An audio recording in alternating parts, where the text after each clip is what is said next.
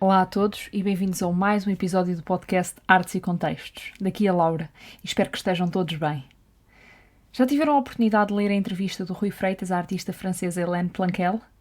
Se não, aproveitem e leiam. Vão apaixonar-se por esta incrível pintora e pelos seus belíssimos quadros, tal como deliciar-se com a interessante conversa que estes dois tiveram. A não esquecer ainda que podem ler o artigo semanal Cultura em Casa número 11, difundido na segunda-feira. Desde sugestões de cinema, teatro e museus, podem encontrar um pouco de tudo.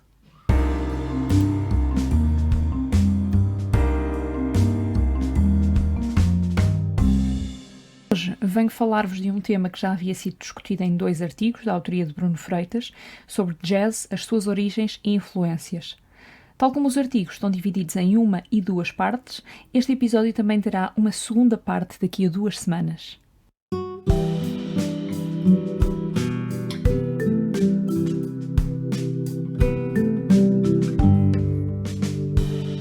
O jazz conhece as suas origens em melodias e ritmos tribais africanos combinados com as melodias, ritmos e instrumentos da música clássica europeia, gerando uma sonoridade absolutamente inovadora. O género sempre se diferenciou da música europeia com um pormenor taxativo, o improviso. É difícil determinar os principais artistas dentro do género e subgéneros. No entanto, é possível destacar alguns nomes bem sonantes tais como Louis Armstrong, J.J. Johnson, Benny Goodman, Count Basie, Miles Davis, Chet Baker e muitos mais que fizeram parte desta maravilhosa revolução sonora.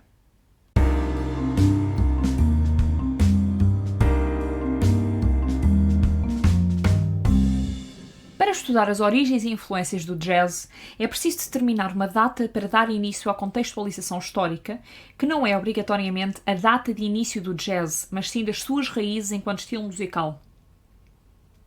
Bruno Freitas destaca 1862, um importante ano para a comunidade negra norte-americana, em particular a residente em Nova Orleans, cidade natal do jazz. 1862 foi marcado pela conquista de Nova Orleans por parte da União, fator decisivo para o fim da Guerra Civil.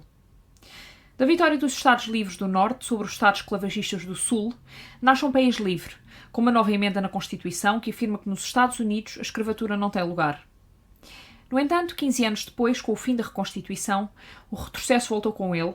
A Ku Klux Klan, que havia sido criada em 1865, ganha uma enorme força. Os anos que procederam ao fim da guerra, principalmente a última década do século XIX, verificou-se uma enorme onda de migração por parte da comunidade negra em todo o território americano. Nova Orleans foi uma das cidades que recebeu o maior número de pessoas, que em parte eram antigos escravos. Assim, 1980 foi palco do surgimento de 2 géneros sem os quais o jazz nunca teria existido: ragtime e blues.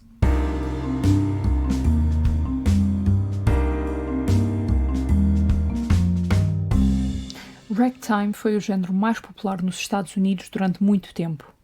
Originalmente criado por pianistas negros, é o resultado da fusão de tudo um pouco desde o folclore à música clássica do velho continente e as músicas tribais africanas. O blues chega a Nova Orleans através dos refugiados vindos do delta do Mississippi. Estes tiveram a oportunidade de tocar instrumentos de sopro e com os trompetes começaram a imitar os cânticos da igreja e a criar uma sonoridade diferente e inovadora, dando-lhes um som mais focal e desvanecido no fim das notas. Esta nova sonoridade, adicionada ao acompanhamento mais característico do blues, é o que muitos consideram o início do jazz. Buddy Bolden foi o primeiro trompetista de jazz conceituado como tal e o primeiro a introduzir o Big Four, técnica que consiste na acentuação do segundo e quarto beat de uma marcha, tornando-se em 1906 o músico mais conhecido em Nova Orleans. Bolden foi ainda o primeiro músico de jazz a escrever em pauta o que compunha e tocava, incorporando nas suas músicas o ritmo de habanera, originando o chamado Spanish Stingue, que, segundo Jelly Roll Morton, é essencial no jazz. Nos anos que se seguem, Nova Orleans continua a ser o centro do jazz, lançando inúmeros artistas, entre os quais Sidney Bechet, que aos 21 anos já era o músico mais conhecido em Nova Orleans. Em 1916 foi gravada a primeira faixa de jazz em estúdio, em Nova York, pela banda The Original Dixieland Jazz Band.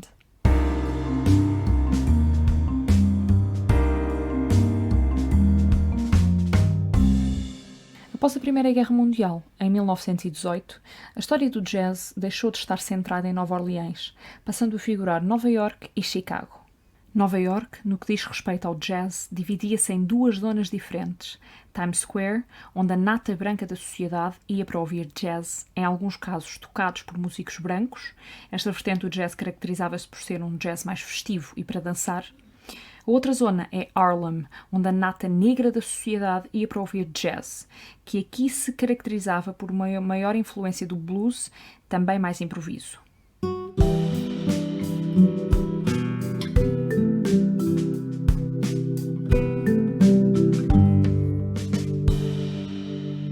Este podcast está disponível de forma gratuita no Spotify, iTunes e YouTube e no website artesecontextos.pt.